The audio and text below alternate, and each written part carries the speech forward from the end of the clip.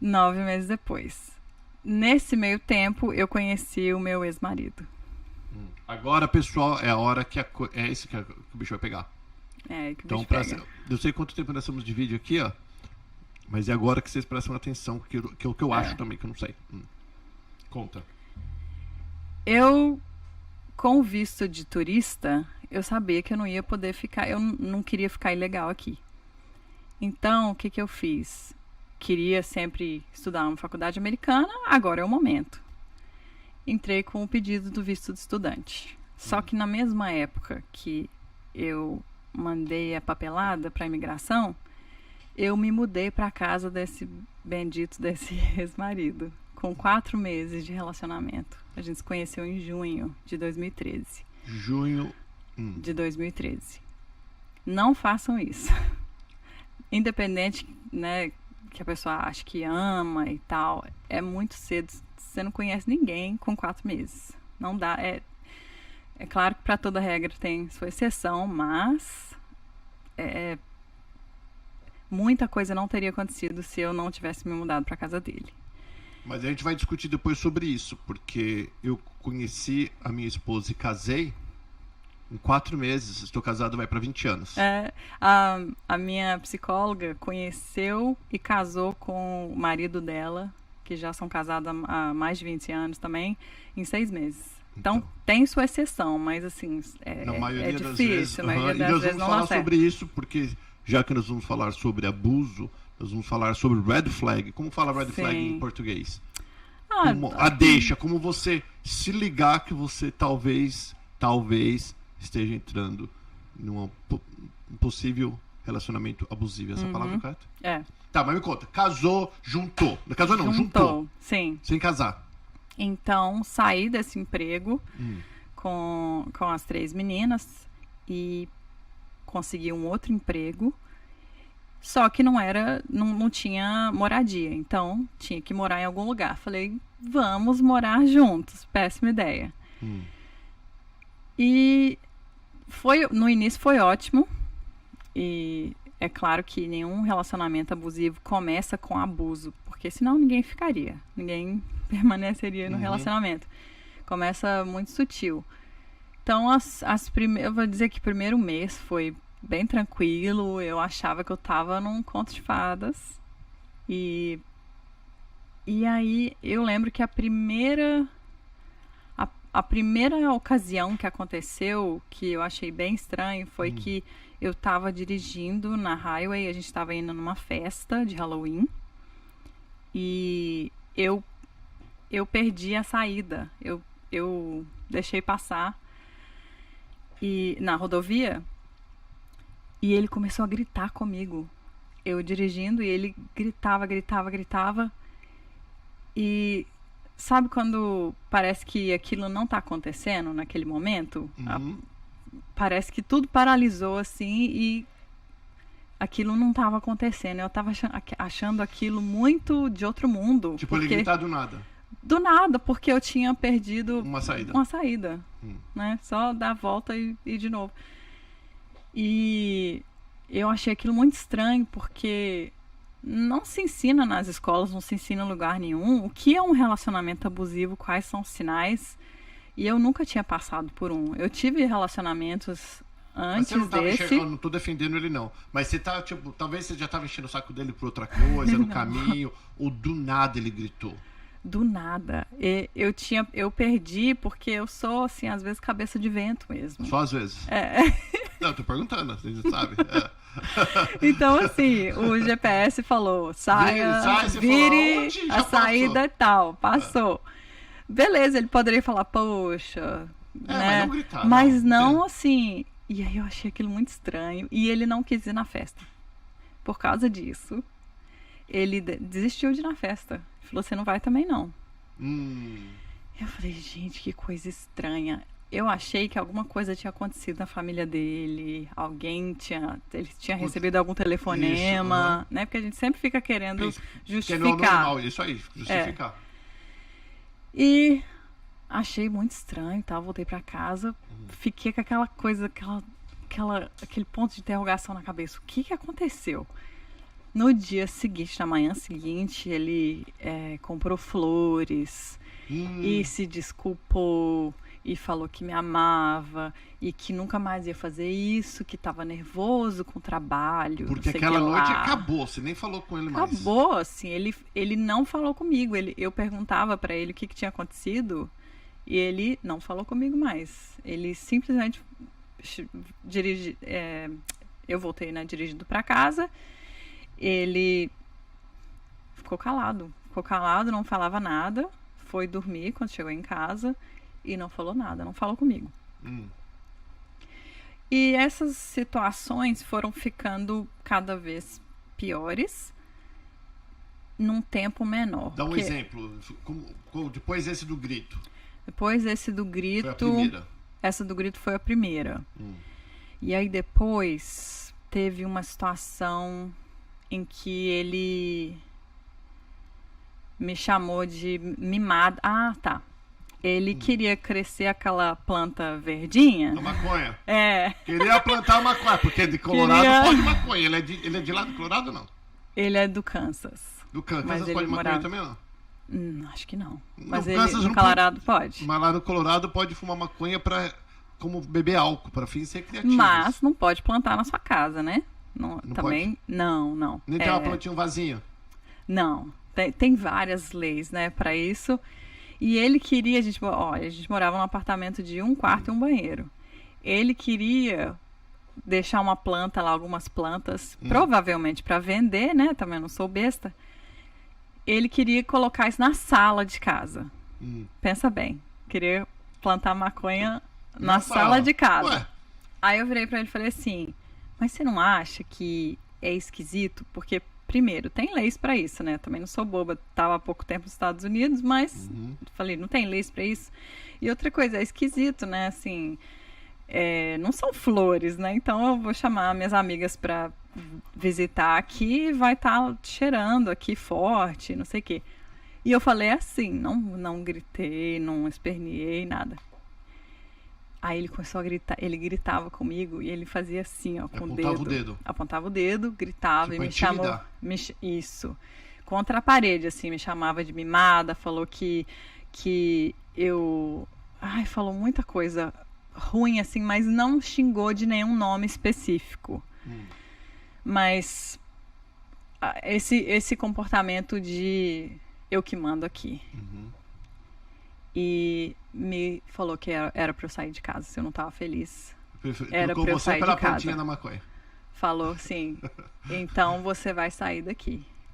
Eu tô rindo pra não chorar, porque até é cômico. Exatamente. Ou é a plantinha de maconha ou é você. Então... E aí eu assim, gente... De novo, sem entender o que estava acontecendo, né? Eu só comentei, olha, mas é estranho, né? Que... Vai chegar uma amiga, mas vai normal, ter maconha. Então vamos lá. Porque eu quero que as pessoas peguem, tá? De um tempo até o outro. Vai do dia do grito do carro até a plantinha da maconha. E durante esse tempo, vocês se davam bem, se amavam, se beijavam, normal. Tudo normal. Relacionamento normal. Aí, de repente, pum, dava um estalo. Umas 3 semanas. Aí deu mais um tiro. Mas será que não tá passando por algum problema? Não era vida normal, não era assim, não teve nenhum... Aconteceu alguma coisa? Não aconteceu nada, assim, não é assim, fulano bateu o carro. Porque eu já passei depois por relacionamento que, assim, o meu namorado era piloto e teve um acidente e os amigos dele todos do trabalho morreram. Já aconteceu isso. Aí pode ficar estressado, dar um Exatamente, mas não, dia a dia e... Você sabe o que está acontecendo na vida da pessoa que você mora com ela? Não, nada assim. E isso foi acontecer. E é realmente assim, é como se fosse um clique que dá no cérebro da pessoa. Aí, só que mesmo assim a gente a gente começa a justificar a atitude da pessoa. Outro dia, mesma coisa, me desculpa, nananã e tal. E começou a piorar para... tratar mal. Tratar mal só que é muito sutil. É muito sutil. A pessoa não te chama de burra. Ela não vai chegar pra você e falar assim... Você é uma burra? Sua burra. ela vai tentar te fazer entender que você não entende. Ele falava assim, você, provavelmente você não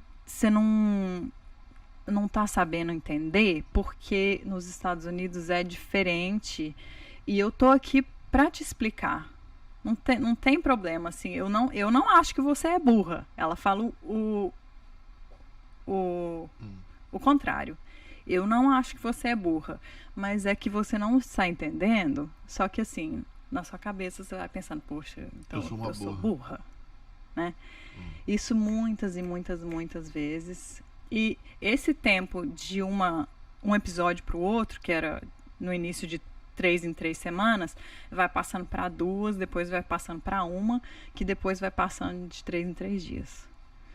Que foi o final. E o que eram as brigas? Quais eram as brigas no final? O final, ele já me chamava de nomes baixos, já me chamava de... Eu já dormia no chão, às vezes ele não gostava da cor da roupa que eu usava. E aí ele era ciumento? Não muito. Você viu, deixa eu até falar sobre isso rapidinho, porque às vezes a gente pensa, o homem ciumento é abusivo, não tem nada a ver uma coisa com a outra. Ele não era muito ciumento. Isso é uma coisa diferente que eu notei. Que depois que eu passei por isso, eu ajudei muitas outras mulheres e em quase todos os casos, os homens eram ciumentos e no meu caso não. Ele me mostrava como um troféu para os amigos dele. Então, ele sempre falava com os amigos, minha mulher é linda, isso e aquilo, é brasileira. Só que dentro de casa, ele falava, se não era que eu estou emagrecendo muito, eu estou perdendo o meu corpo, eu estou engordando muito. Sempre reclamando. E teve uma vez, e ele começou a beber muito. Assim que a gente casou, que a gente morou juntos, e aí depois a gente casou.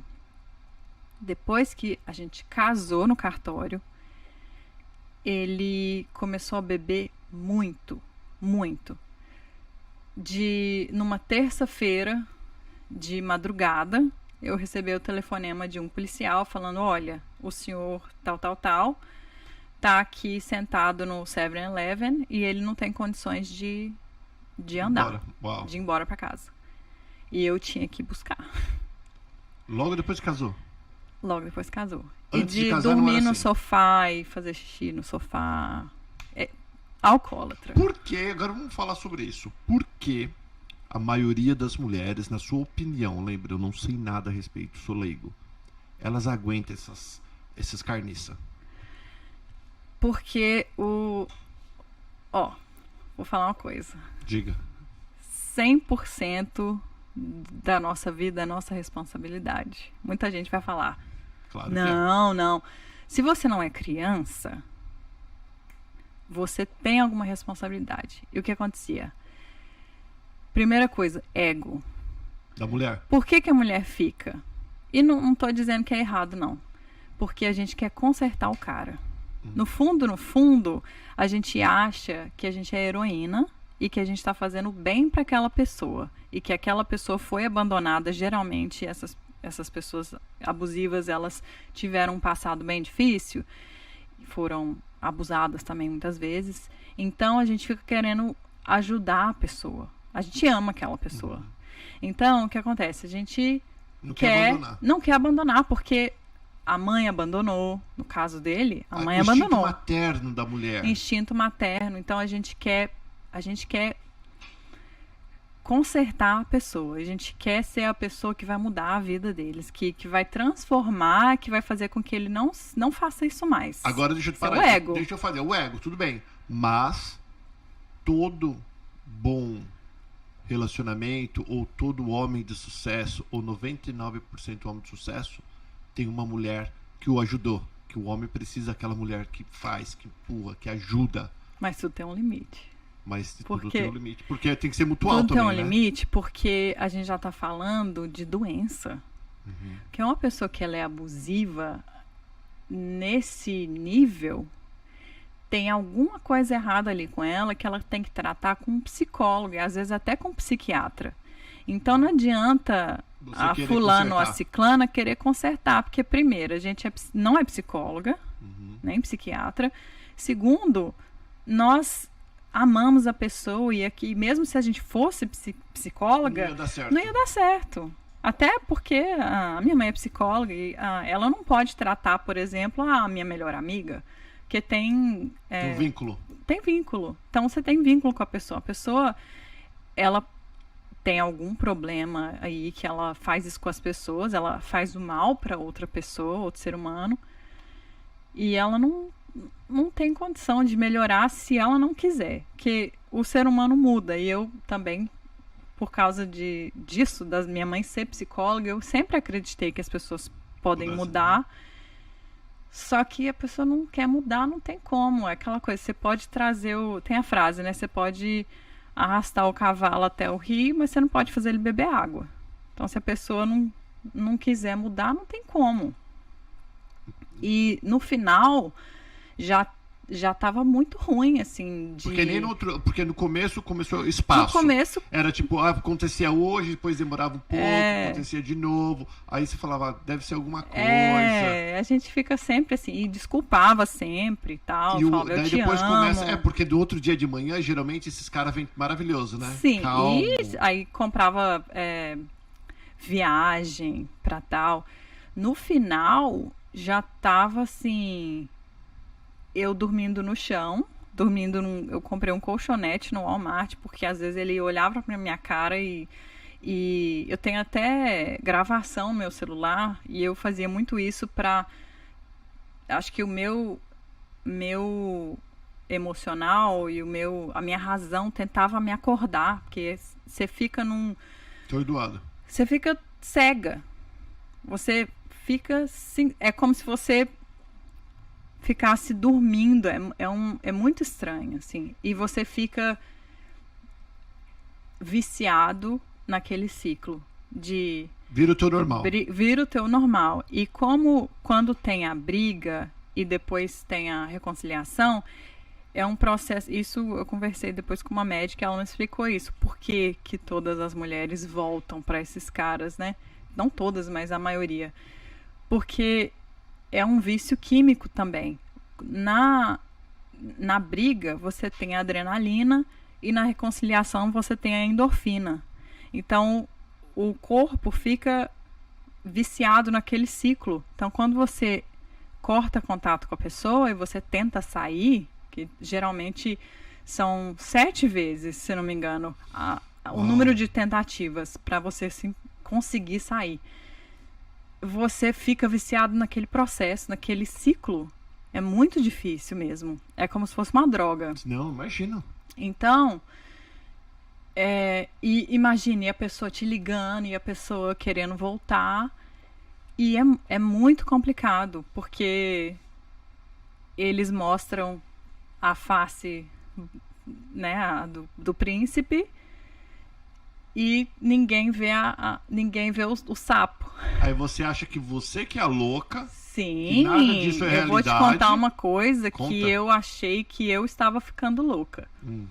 No final, eu tive uma crise e comecei a ter início de convulsão. Isso foi numa noite, eram perto assim de meia-noite, e eu comecei a sentir espasmo.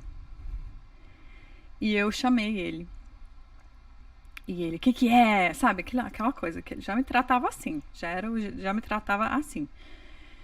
Eu falei, eu tô sentindo alguma coisa estranha, acho que eu tô tendo alguma crise. E ele voltou a dormir, falou que não era nada e tal. Aí eu falei, olha, se você não for me levar no hospital, eu vou ligar pra minha irmã.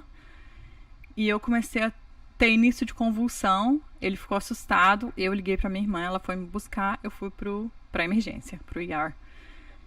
E eu fiz exame de CAT scan, né? Fiz o MRI, ressonância magnética. Não acharam nada. não acharam nada. E os médicos perguntaram quando ele saiu da sala, se você tá sofrendo algum tipo de abuso e tal. E você falou que não. Eu fiquei assim... Tipo, fala ou não fala? Foi o medo, né? E aí veio uma psicóloga e conversou comigo. E falou que eu tava passando por um estresse muito grande e tal. E me receitou algumas coisas lá, né? Tilenol, alguma coisa assim, mas nunca foi explicado. E no final também, eu comecei a sonhar que os meus órgãos estavam apodrecendo e que tinha verme saindo do meu corpo. Nossa. Porque, assim, já era muito ruim. Tem muitas coisas que eu não me lembro, porque o meu organismo tentou, de toda forma, esconder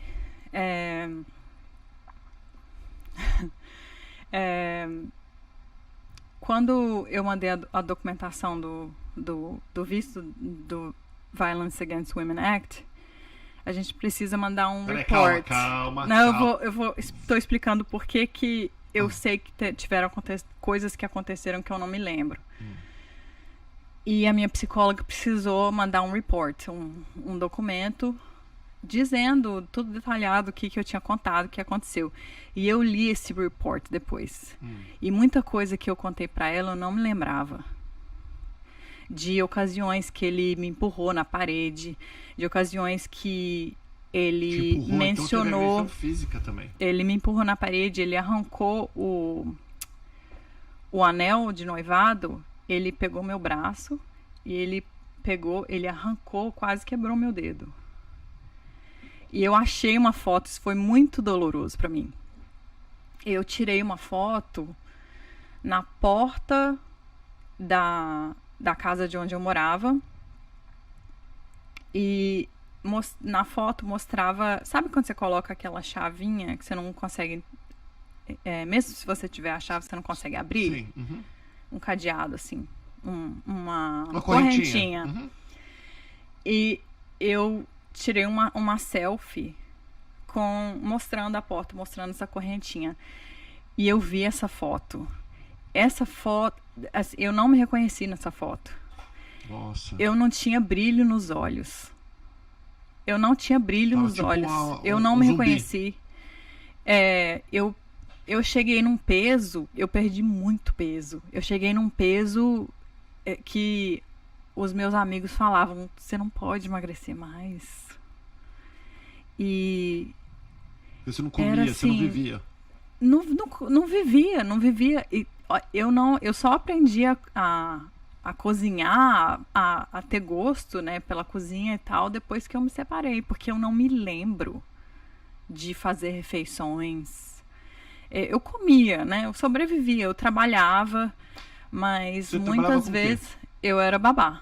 Uhum. Eu fui babá durante muitos e muitos anos. Praticamente a minha estadia inteira no Colorado foi sendo babá. E eu já perdi emprego por causa dele, assim, dele esconder o meu celular. Uma coisa muito específica de abuso que ele fez, que chama gaslighting. Isso é uma super red flag. Gaslighting é quando a pessoa tenta fazer com que você acredite que uma coisa não é verdade quando ela é, ou então o contrário. Então, assim, por exemplo, o céu é azul, né? Uhum. Todo mundo sabe que o céu é azul. E aí eu falo com você, não, você tá louco? É vermelho, todo mundo sabe que o céu é vermelho. Tá doido? E eu falo isso com você todos os dias, até que você começa a questionar se o céu é vermelho mesmo. Isso é gaslighting. Isso acontece muito. Como que é? Em caso de gaslighting. Tem até um filme que chama gaslighting, que o cara faz isso com a mulher e quase deixa ela louca. E ele fazia... O que é? É a luz de gás. Okay. A luz de gás. Uhum.